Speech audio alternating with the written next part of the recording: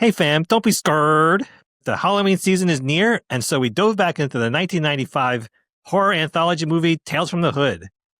This is Hip Hop Movie Club, the show for serious hip hop fans who want to deepen their cultural knowledge. We've watched over 75 hip hop themed movies, and in this episode, we will tell you if it is a hidden gem or if it should stay buried. We'll give you a quick snapshot about the film, talk about where it fits in the hip hop canon, a few fun facts, what kind of impact this film had, and what fans said about this movie. Tales from the Hood is a horror anthology about three young men who visit a mysterious funeral home where the eccentric mortician tells them four supernatural stories that blend scares with social commentary on issues like police brutality, racism, and domestic violence. Think the Twilight Zone meets urban horror, with each tale exploring how supernatural justice comes from those who commit very human evils. All right. Tales from the Hood. Let's talk about director, some of the key cast members. Boogie, you want to take us through some of those? I know it's a Rusty Cundiff film, but Spike Lee was executive producer on this one. Yeah, absolutely. This is definitely a Spike Lee joint. Mm-hmm. As you can tell from some of the issues that are tackled throughout the film. But yeah, let's talk about the cast a little bit. We've seen some very familiar faces in this one from several of the films that we reviewed and some that we haven't seen in other films, but just legendary nonetheless. The Mortician was played by Clarence Williams III. I mean, old school. I grew up on the Mod Squad, so this was my man from back in the day. He was convincingly creepy. So good. Very weird. Just like, Yeah. what is going on? You had a couple of Living Color alum, David Allen Greer, Takia Crystal Kima.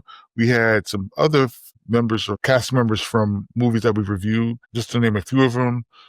We had Joe Torre, DeAndre Bonds, Roger Smith, Paula J. Parker, Sammy Monroe Jr. Yeah, I mean, you're going to look at this film, and if you've watched some of the films that we reviewed, you're going to definitely recognize a lot of the cast members in it.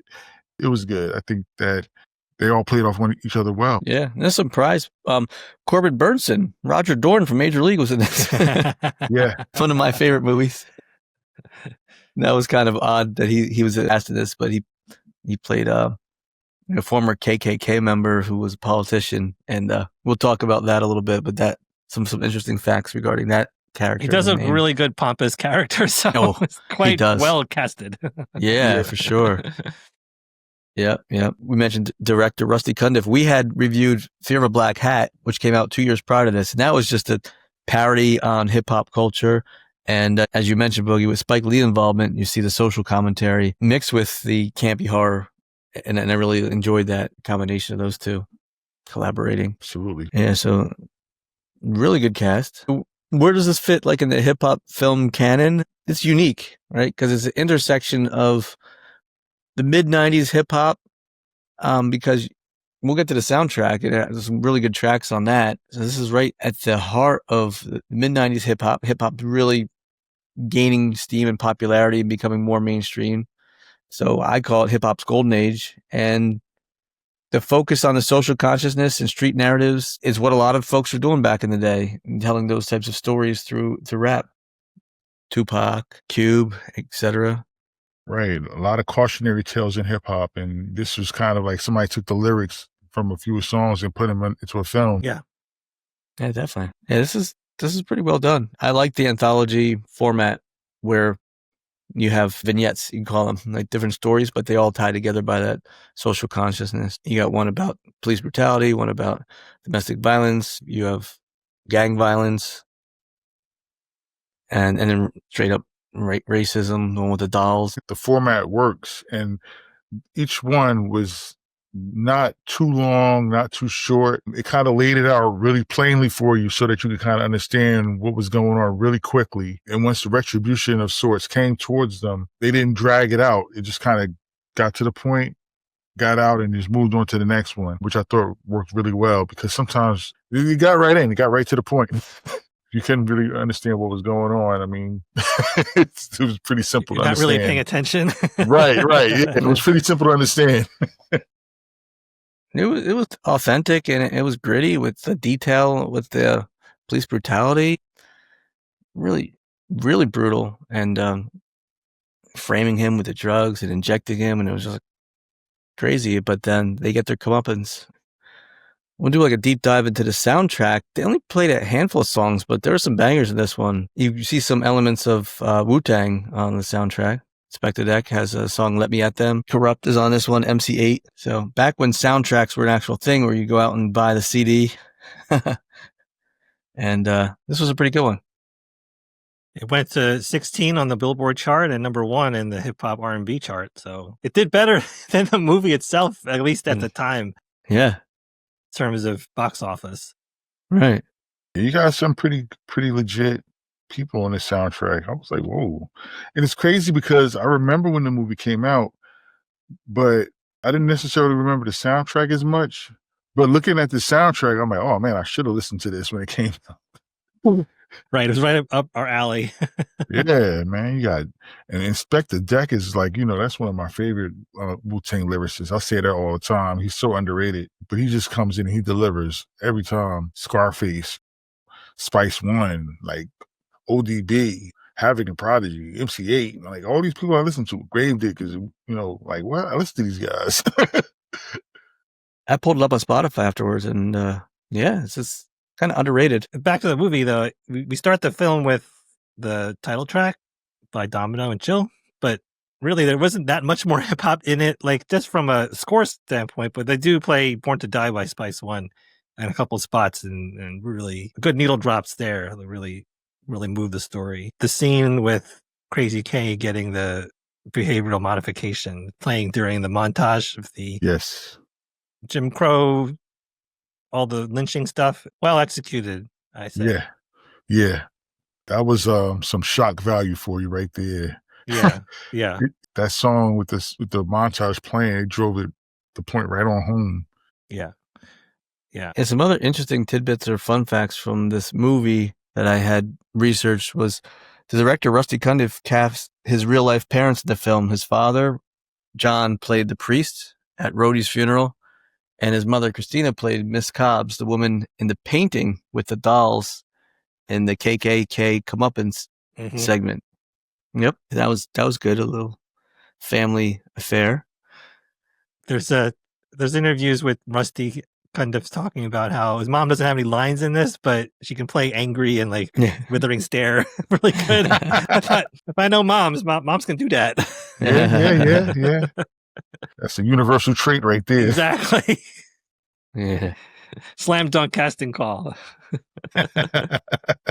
I surmised this right away when I saw Corbin Burnson was a politician from the KKK named Duke. I was like, is it a play on David Duke? And it was. Actually, his name was Duke Metzger, and it's a combination of two real-life white supremacists, a former neo-Nazi Klansman, David Duke, and Tom Metzger, who founded the White Aryan Resistance. So they combined those two names, which, it worked in this case, obviously. No subtlety here. Yeah, exactly. Yeah. Any other fun facts that you guys came across? And this is actually Rosalind Cash's last feature film. Yeah, shout out to Rosalind Cash. Yeah. I don't know how I forgot to mention her name. Yeah. Playing the characters that she's had in the past, like a General Hospital and stuff like that. To play this like malevolent doctor doing this behavioral modification thing on Crazy K was really creepy. And but she has such a regal presence that like doing this torture, it's like, whoa, it makes it even more chilling. Even this is a campy horror movie, but this part was like really kind of bone rattling, especially the final scene of the procedure where it's shot with a strobe light. And that part was the actual like really scary part to me. There was a scary part to this movie. Wow, like the mental torture going on here was like dead seriously bad and really heavy. Right. It was almost like you could almost imagine someone attempting to do something like this. Yeah. It was very realistic, like in the sense of I can see somebody trying to do this. Yeah. This is very, very reminiscent, maybe even a straight up copy of A Clockwork Orange. Yes. But you could also think it seems implausible, but it's very plausible that someone would do this, right? So these kinds of like actual scary stuff was really, really good to have in a movie like this, because it gives you that core of something actually serious, besides the other social issues brought up. Right. Yeah, I mean, it gave it some weight too. Agreed. And then the comeuppance dolls were Kyoto Brothers dolls that they also used in Team America World Police. I saw that. They were great. I could watch a whole movie of that. Of these revenge dolls. Yeah, man, they were good, man. I like the scene when he was down the hallway and it's running towards him. It's like, oh my god, it was so creepy. So good. And then attacking Corbin Burson and just eating him alive. Yeah. He got Very satisfying. yeah, it was. Yeah. Yeah. This film, I mean, talk about its impact and legacy. Like, I don't think it has a strong legacy. It's kind of like cult classic. It's campy horror and with a bit of a hood theme.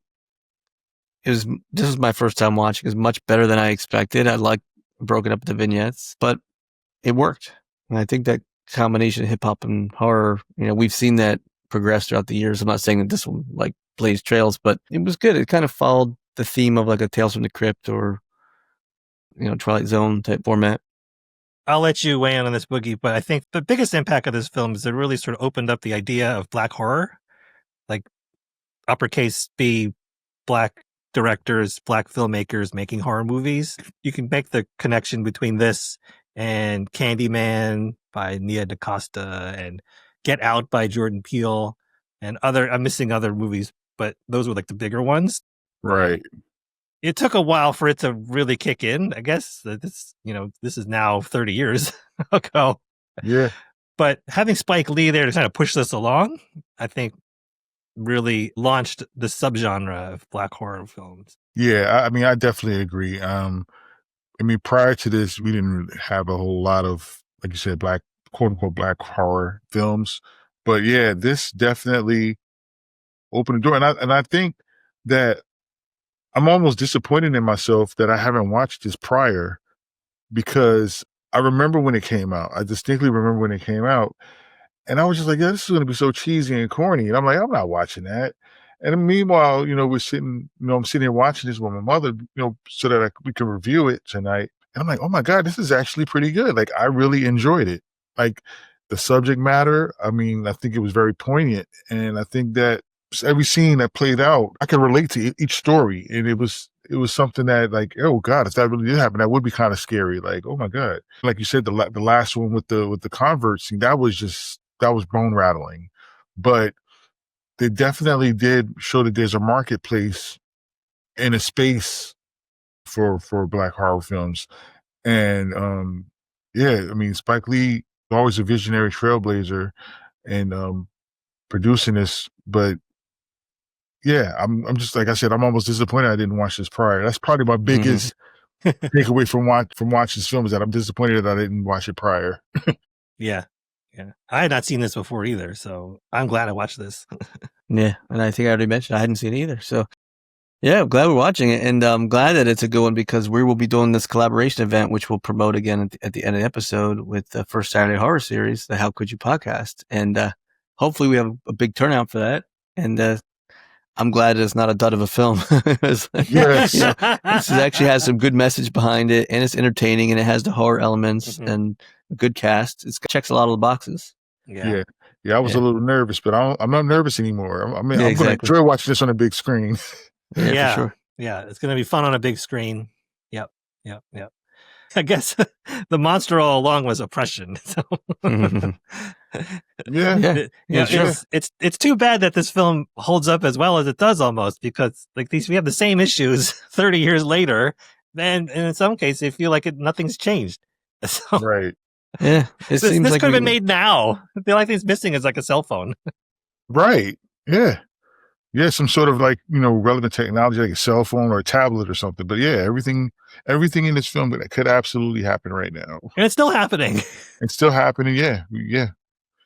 The nice thing about this film is that it does deal with these social issues in a way that most horror films don't really, to this extent.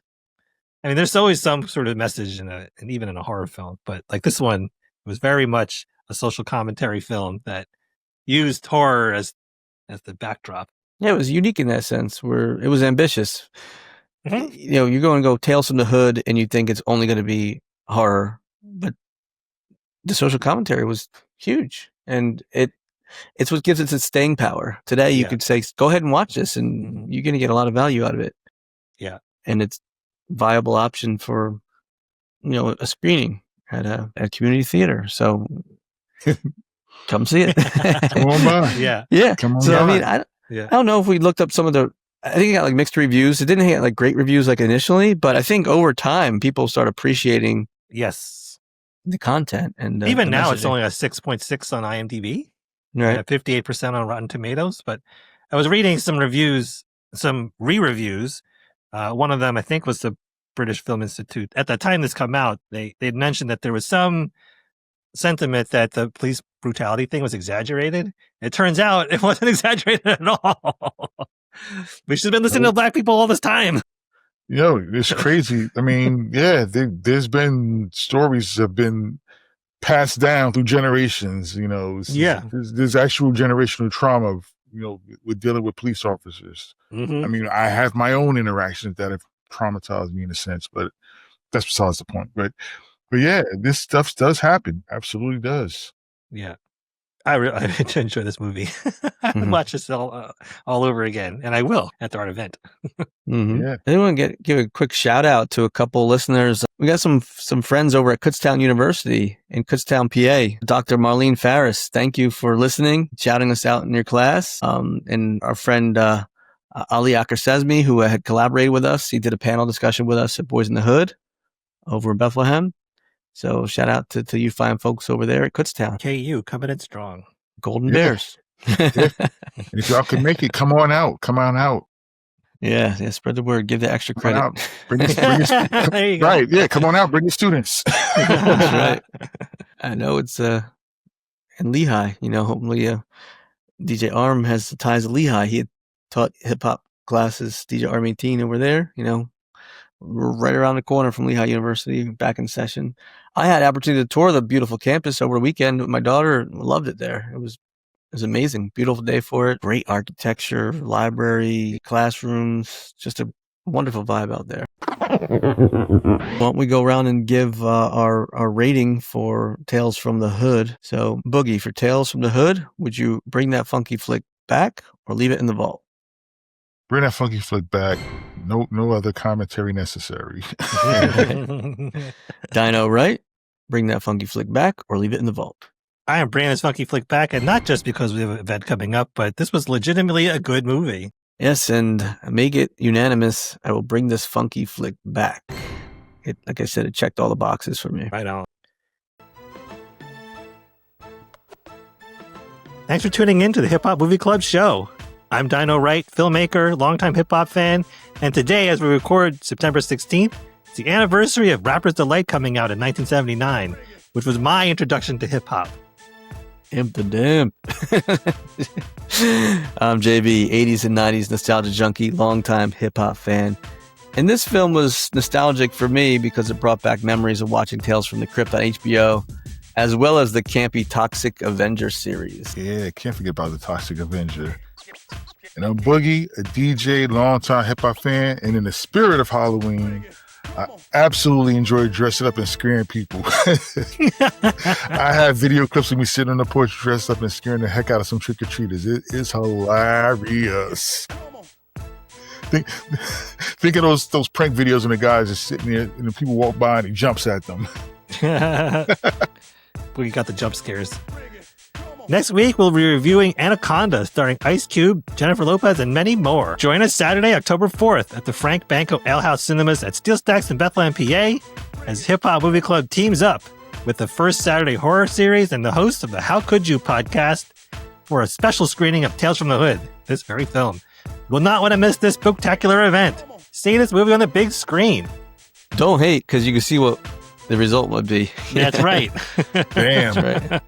Cautionary tales. There it is. Mm-hmm.